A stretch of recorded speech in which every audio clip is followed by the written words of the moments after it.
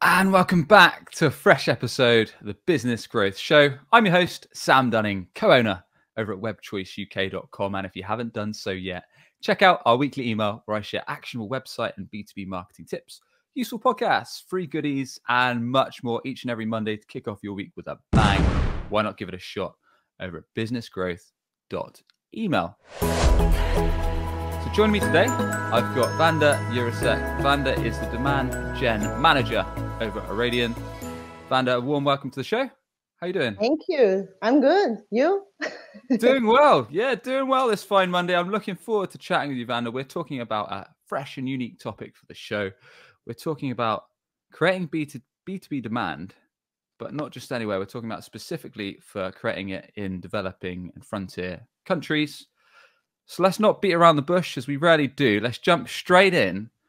I want to know, Vanda, in your opinion, your thoughts, what is the importance of demand generation right now in the B2B world? So I would say it's really kind of key to growth. I think us as marketers, we were looking at marketing for a long, long time as kind of support function. And I believe with the whole creating demand kind of, I would say, a story that we started and the revolution we started, we are getting more connected to actually produce revenue. I think marketing as such is being looked at as, as an equal to sales, which I think it's basically contributing to all the company's success. And I'm happy to be in this process, to be honest. I'm happy to kind of see the benefits. I see the success, and I'm happy to be in a company where we are basically creating revenue with our marketing efforts. Yeah.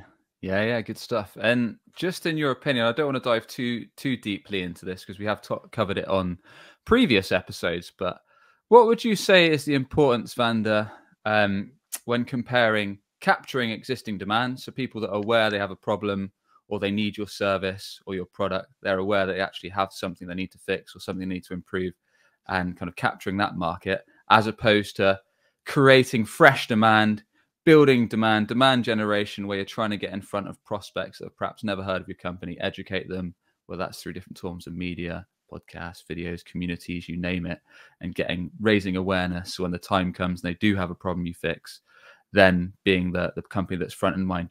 Would you say there's a split, in your opinion, that B2B companies should focus X percentage on each or X importance of each right now? I think it's really about the balance. I think the companies tend naturally go into the mode, let's just like capture the existing demand. I think it's just natural that comes to us to find the people who are actually searching for us in this moment. So we kind of neglect, in a way, the part of creating demand. But if you look at it from the strategic point of view of what you would actually have to be doing, I think, creating demand should be a part of your long-term strategy. Without that, basically, you're losing. But you should be also very much focused on capturing the existing demand. So it's all about the balance, I would say. Yeah, and I suppose also it depends like what stage or what category your company's in. Like if your company's in a mature sector or an established category, then I suppose it just makes sense to capture that market demand that's already out there. Whereas if you're starting something completely fresh, I suppose you have no option but to create new demand, raise awareness, raise brand for your category, and position yourself as the go-to, I suppose. Correct. Yeah, definitely. I mean, for our company where we are at, we have an existing category, but I would say it's pretty hard to find people who are actually searching for your solution. I think naturally, and I'll speak about it maybe more later, but sure. Being more in a traditional kind of sector of banking and basically selling the solution in the more like frontier and emerging markets, it's a bit different story, because what we notice is that people who are managing those type of companies, and we are talking about like smaller kind of size financial institutions, institutions that are more traditional and being digitized. For them, they don't see the problem at the beginning. They don't see that, having manual processes, doing things even on paper, that's a problem, because it's the way that they have been doing that so far. So for them, and for us, it's more about, creating demand and making sure that they see that there are better ways to do it, and to make them basically problem aware. I think that's kind of the key that we are kind of having a challenge with, because they are not so proactively searching. We can see that, for example, from, like going to Google search and trying to find solutions like ours. These are not big volumes.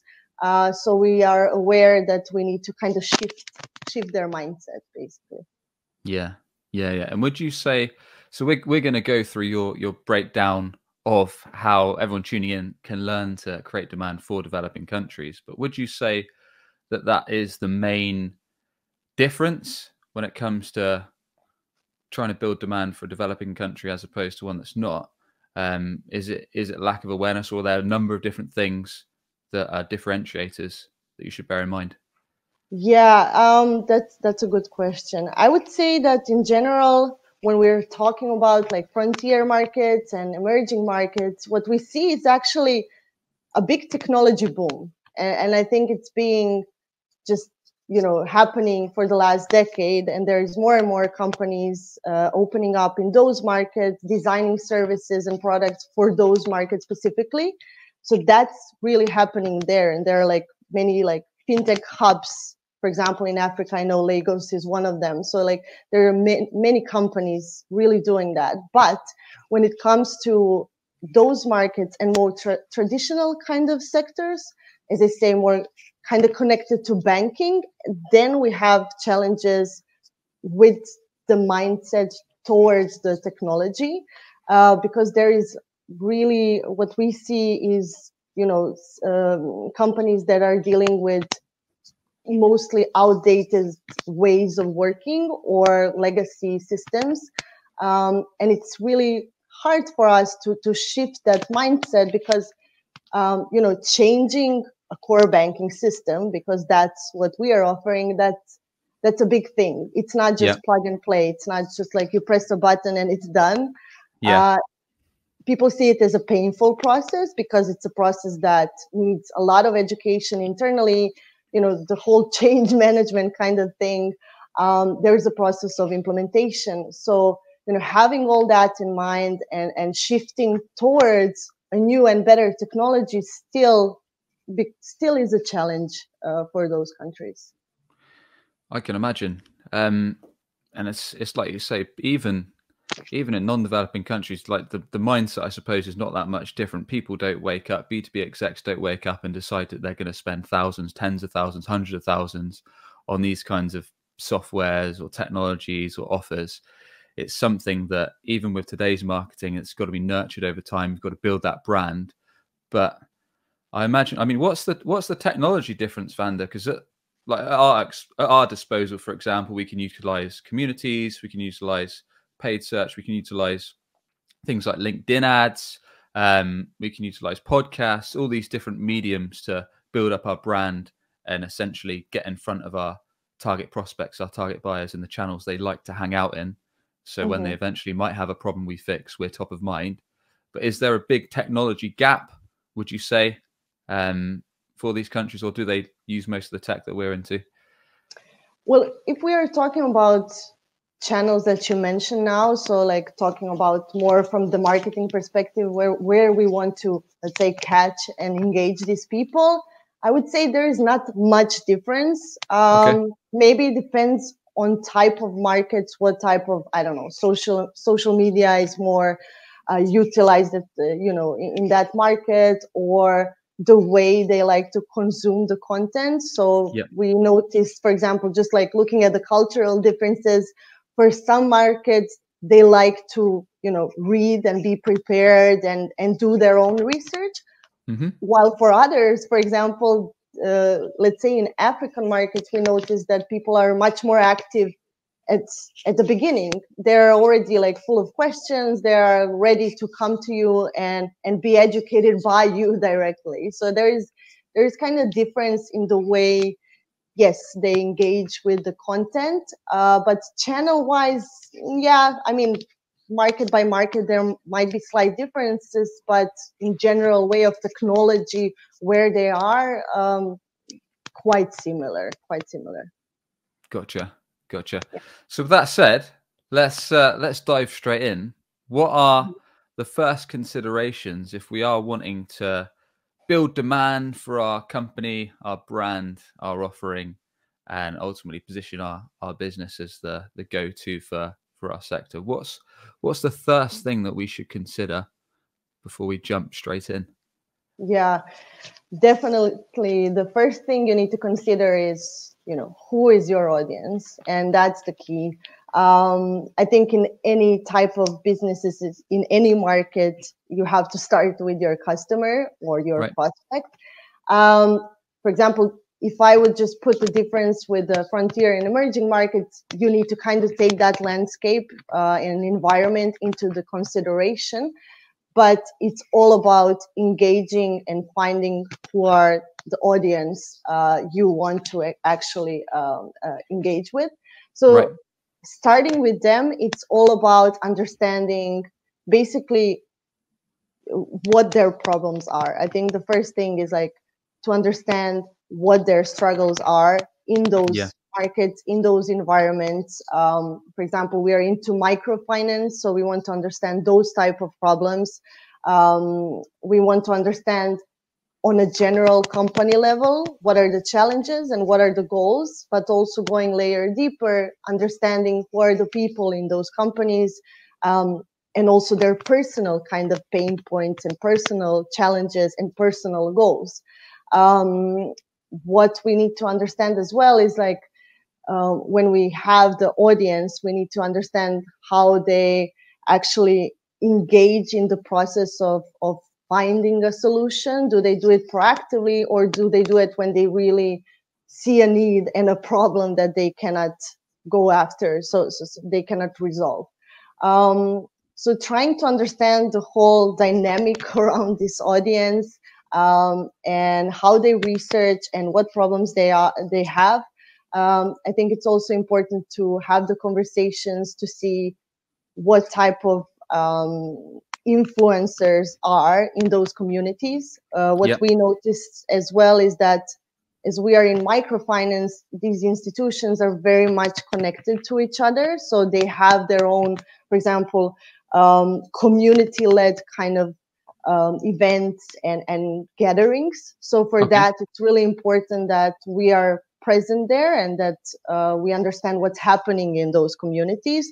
So going back to who is your audience, you need to understand also the community environment around it. I think it's very crucial, because if they don't go, which I mentioned before, if they don't go to, for example, Google search to search about core banking system, they will see what their neighbors in their community are doing. And literally it's that. If they see, there is company, a bank, a financial institution like theirs in those communities using something similar or using our solution, they will start actually thinking about it. So they don't go maybe necessarily from the need itself, seeing a problem, but if they see that other people are using it, there might be a consideration happening in time.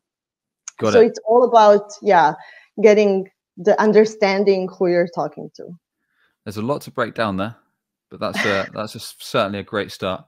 So knowing your audience, now any tips, does this, in terms of kind of nailing down ideal client profile, is this much the same that you do in a normal situation? Are we talking about things like looking at our existing customer base? Are we talking about the prospects that we think kind of have problems that we fix? Are we talking about kind of talking to kind of target clients, things like that? Or is there a bit more to it, Vanda? I mean, I'd like to know kind of a brief idea of maybe what you did at your organization when it comes to nailing down kind of client profile.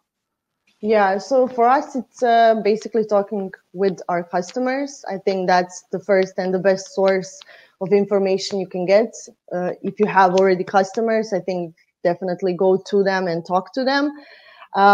Here we learned a lot, because basically from those type of information from their side, where we understand, you know, how they came to us and why they chose us, you know, not the competition. This is the learning we got, and it helped us shape our kind of positioning in those markets and understanding what actually this audience needs. So it's definitely talking to them. But yeah, there are cases, for example, you know, we are looking now at more markets and we don't have customers there. So what you should be doing is basically trying to reach your prospects, and trying to reach prospects not in a way that you're trying to sell them instantly, and that comes naturally sometimes. But I think the point is just to try to have, you know, basic conversation of understanding, you know, how they're doing their business, what type of solutions they're using right now, how they make decisions, the hierarchy in those companies. I think, you know, if you kind of write up questions, you know, a questionnaire of 15 to 20 questions, and start engaging with your prospects in a way which is literally, I want to learn about your business. I think that would be an awesome start, basically. Yeah. That's always the tricky one, right? Isn't it? Because it's, I mean, I say it's easy. It's not that easy even to talk to your existing customers sometimes, because from my experience, not everyone just wants to jump on a Zoom call or video call at their women call. Just doing that with existing clients is sometimes difficult enough. And then when it comes to actually interviewing prospects that are almost cold, that in itself is quite a tricky mission, I've found. So yeah, any tips for kind of, perhaps feel free to use your own organization in terms of how you went about kind of identifying who are this target audience that we want to reach out to, and then nailing down things like their frustrations, their problems, and kind of using those to your advantage. Yeah, one of the tips would be definitely, for example, as we are talking more about, you know, frontier emerging markets, is the community. And these communities usually also have associations. In our cases, wherever we are looking at, whichever markets we are looking at, we find this type of associations, which are basically community-led associations. And there's a gold of information you can find about these institutions, and basically how they're doing their business and what are their challenges, you know, looking at the whole community, what they struggle with, what they want to improve, where they want to go in the future, their future plans, their short-term plans even. So I think that's kind of a good place to go at the beginning, to search for that type of information. And it's also good if you have a good relationship with the local association, then it's much easier to actually find this type of prospect you want to talk to, because you already have an introduction there. And then these type of institutions are more open actually to give you their time. I think that's actually, you know, the hardest thing, to get their time. But yeah, like if you look at it from the perspective that you want to engage with the local kind of gathering, then I think local associations would be a good start. Yeah, that's good advice. Yeah, I think that covers off that point pretty much. Is there anything else that we should consider when it comes to actually? I know you talked about that prospects were perhaps seeing the solution in play for, perhaps, did you say competitors or similar companies, and then, for example, they would see that they were using your solution and then inquire about it. Can you tell us a little bit more about that? Yeah, definitely. We see that more and more, especially in the markets where we have already a good and a solid customer base. We see that as much as we are like entering that market and getting more customers, the inquiries go up as well naturally. I think what's interesting is that as these institutions, as I said, are positioned in some kind of regional way, and they have their kind of local communities. In those ways, we can see that they discuss various type of problems, and they do touch upon the problems that we solve. And in those scenarios, when our name is mentioned, there is always people asking, what is this company about? What's they, how they're helping you? How did you reach those numbers? Oh, it's because you have a partner named this and this. So they're very keen on having those conversations. Sometimes there's like super open and, sharing everything that we are helping with, because for example in our case scenario we are trying to really partner with those institutions.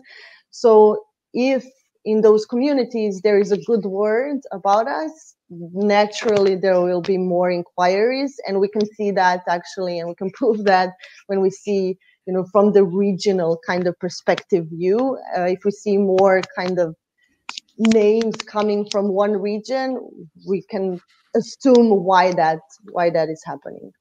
Yeah. And when you mention communities, do these tend to be a mix of in-person events or gatherings as well as like digital, like Slack and such like? Yeah, it's more, to be honest, it's more personal and in person, right? So I mean, when COVID came, these communities went digital, but it's really obvious it's not so natural to them. They were all super happy. I saw some of the latest event images and videos. They're super excited to be like in person again. So yeah, they tend to really have this in-person kind of conversations. They feel more comfortable, they feel more open discussing in that way. Yep. And yeah, it's something that we are also trying to be a part of.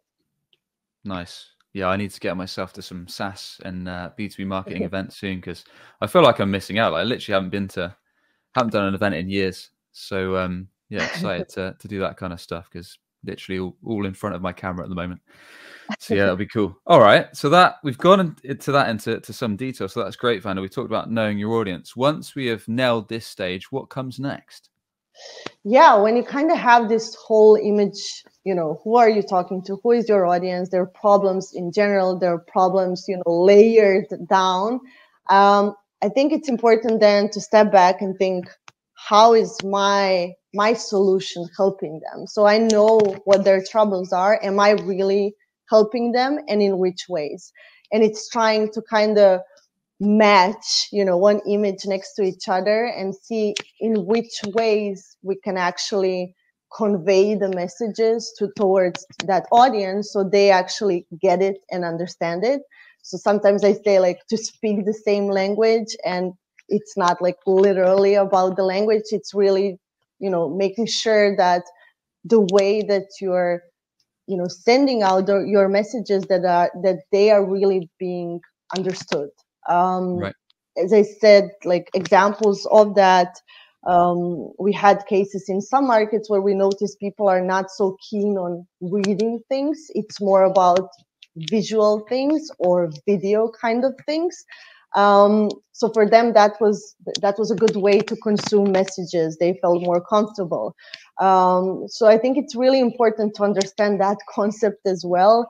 Sometimes we go, overhead and think like, oh, we need to educate, we need content, and then you're like building that for weeks, and it's like 10 pages of something. But you need to be aware of, if your audience is more keen to having shorter messages from time to time, or they prefer really watching a 2-minute video, or even having an in-person event, that's the path you need to follow. You cannot just assume things and do things because you feel that's the right way. You need to really understand where your audience is with that. Yeah. Not working off assumptions, actually working off the information that you're gathering from your ideal clients, aka the people that are going to buy your stuff, not your C-suite. And going by what the real people that are going to buy your product actually want and care about. Yeah, that's smart. Now, I appreciate this is going to vary from organization to organization, but is there a process that you'd like to put in place when it comes to nailing down this stage two. How is my solution actually helping them? Because you mentioned kind of talking the same language, which I'm guessing, feel free to correct me, you mean actually using the words that kind of target clients use, kind of putting media or messaging in front of people that they actually care about seeing. Now, is there a strategy you like to do when it comes to this? Because I know you mentioned it might be quite a lot of in-person events. So is it just a case of kind of setting something up and seeing how it goes? Or is there a case of I will put out ads on LinkedIn and see how that goes for X amount of time and we'll do an event and we'll do this? Or is there a play that you recommend so it's not more of a hit and hope or a guessing strategy? Is there like a strategy that you recommend? Yeah, I think there should be a strategy, but there should be also a bit of experimentation. I think it should be kind of a mix of both in a way. Right. But the best way I would say is to start, if you did your part one right, which is basically trying to understand your audience, trying to gather this information, as I mentioned, like, are there any in-person events? Which is the social media channel they prefer? Do they search on Google? These are the things that you can find out from them. And if you kind of start with that, that's already a good, step in building your further strategy of how you're going to convey those messages and what is the best way to convey those messages. So if you kind of start with that, you have still space to explore other channels, and you can test out things and see what works. And definitely you will, have some miss, but I think it's important just to kind of do things from perspective of understanding your audience, not saying, like, oh, our competition is on, I don't know, Instagram, so we'll just do the same.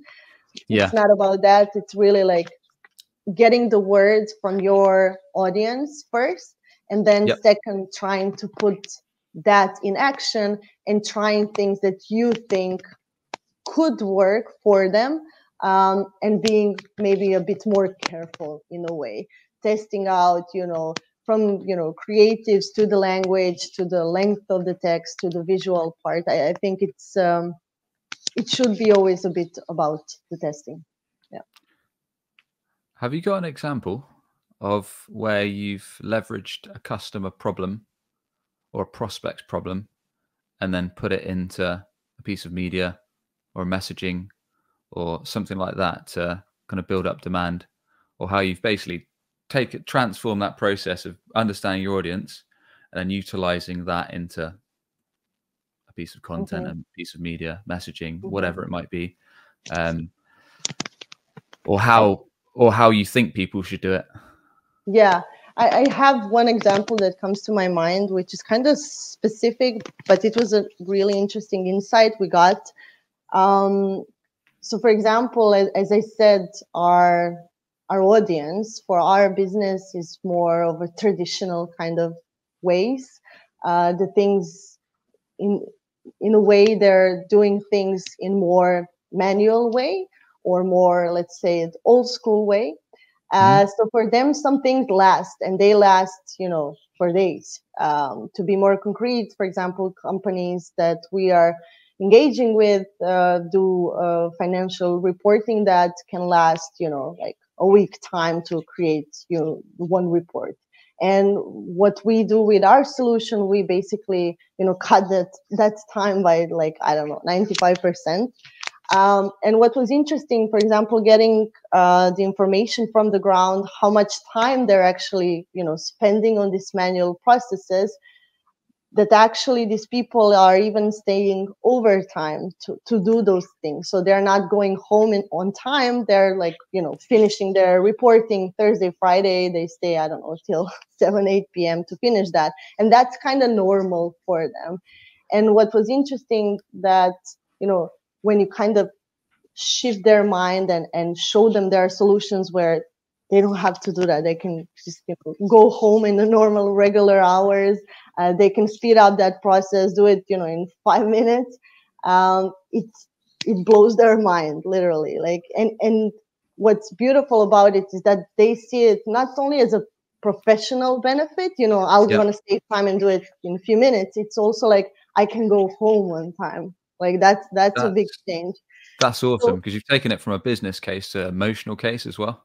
yes, yes, correct. And I think when we started kind of conveying those type of messages, which say you don't really have to, spend your days at work, you can go home on time. And especially if we are talking about frontier and emerging markets, so Asia and Africa, those people spend hours in traffic. So hours. So imagine like staying at work till, I don't know, 7, and then, driving home for 2 hours.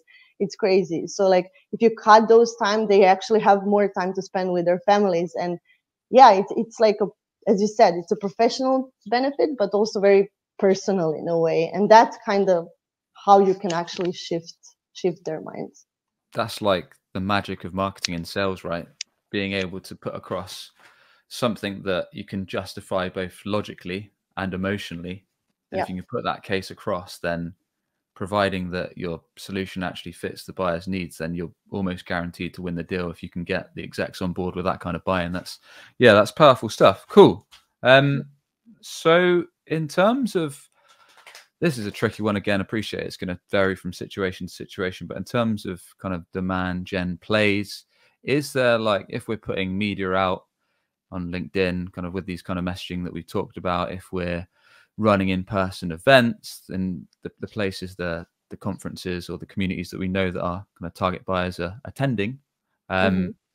is there like a time frame in which that we should run these things to see if they're a success or not, in terms of kind of we should do it for X amount of months or even years, or any recommendations there? Well, I think, I mean, as anything that you do, I don't think you should, try it 3 times and stop and say, this is not working. I think you need to take time, whatever that is, in marketing. In our case scenarios, for example, what you now mentioned, in-person events as well, it's harder to, justify success of an event or to describe it, because we had questions in the past as well, like, how many leads, or, how much we move the needle with an event. And I think it's important to understand why you do things and what do you expect as a success out of the things that you're doing. So I think for something like in-person events, I think they're very valuable, and I think we need to understand that they are contributing more to creating demand than actually capturing demand. So if we say, and if we go back to the beginning of our conversation where I said that creating demand should be a part of the strategy, should be a long-term part of the strategy, I think events should be definitely there. Maybe it's just a matter of tweaking and understanding, what's the best for your company at those events. For example, for us, it's like we definitely want to have we want to speak at those events. We want to have a chance to express who we are and what we are doing and how we are helping. But we also want to have a booth. We want to be in a physical way, approachable for the people who are there. So I think it's just a matter of understanding, where you're going with those activities, what type of activities contribute to what type of metrics, and then tweaking that on the way. Got a bit of a different question, because I'm certainly a noob when it comes to in-person events. Like everything, most of the stuff we talk about on this show is relative to digital, especially on my solo episodes. Now, when it comes to in-person events, you mentioned that your company likes to do a talk when it comes to conference, as well as having an in-person booth. How do you leverage these things that we've discussed when it comes to, like, I can see, and feel free to share ideas here, how you do it when it comes to around doing a talk. I've got some ideas, but it might be interesting to see how you do it. But how do you do it when you've got a booth? Like, do you just have a sign on the booth saying this is the problem we fix, and like this is how our solution fixes it, or what? How do we leverage these insights that we've gained? Well, as you said, there is always a bit and a part that it's kind of digital and it's building the story even before the event. We don't like to come to events as, like we just landed and here we are and look at us. It's not about that. I think what we're trying to do is making sure that we are building the story before. We're trying to understand who is the audience at those events, how we can have the conversations even before the event, and then maybe have more like personal kind of networking thing at the event itself. So it's kind of mix of digital and offline activities that we are doing, but we prefer that if we have a booth, we prefer that people are coming to us because they know who we are and what we do. And that's kind of important for us. We see, of course, there are people that come by your booth and ask, what is this company about? But what's important for us and how we are building our stories to make sure that the audience that it's important for us knows our brand even before, and when they see that we are present at the event itself, that they're feeling more comfortable to approach us and talk about their problems. Yeah. So not just showing up at the event and hoping for the best, but actually preparing beforehand and doing things in the background to make sure the audience is aware of the company. Okay. And any tips when it comes to the speaking side of things? Is there anything that your team or whoever, is it yourself that would talk at events, or is it like the CEO, or does it vary, and anything that they like to leverage? So for us, usually it's the CEO. He's like a really good motivator and really good talker. So he's the person who is kind of speaking for us at the events. And the tip about that, I would say that what we're trying to do is make sure that we have like a main message for that particular event. So if we say, this is the main thing we want to make sure our audience knows at this particular event, then we're trying to make sure that it conveys through the words of our CEO, through that presentation, through the booth and the conversations with the people that are, being at the booth. And we are also trying, in some cases, to do some kind of side events as well. And again, making sure that we have the right audience and that we are pushing out the right message in the right way. So I think, having events and being at the events, it's really, as a person who even goes to the events, you get so many messages across, it's a day or two kind of things where so many things are happening and you lose them.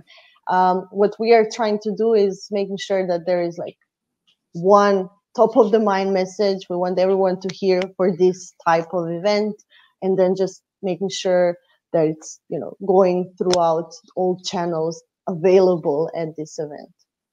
Good stuff. Appreciate that, Vanda. That's helpful. Now, we touched on it a little bit, but should all these activities that we've been talking about, should they directly contribute to revenue?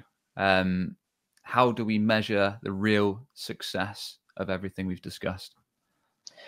Yeah, so as I mentioned, it really depends on the activities and the channels you're using.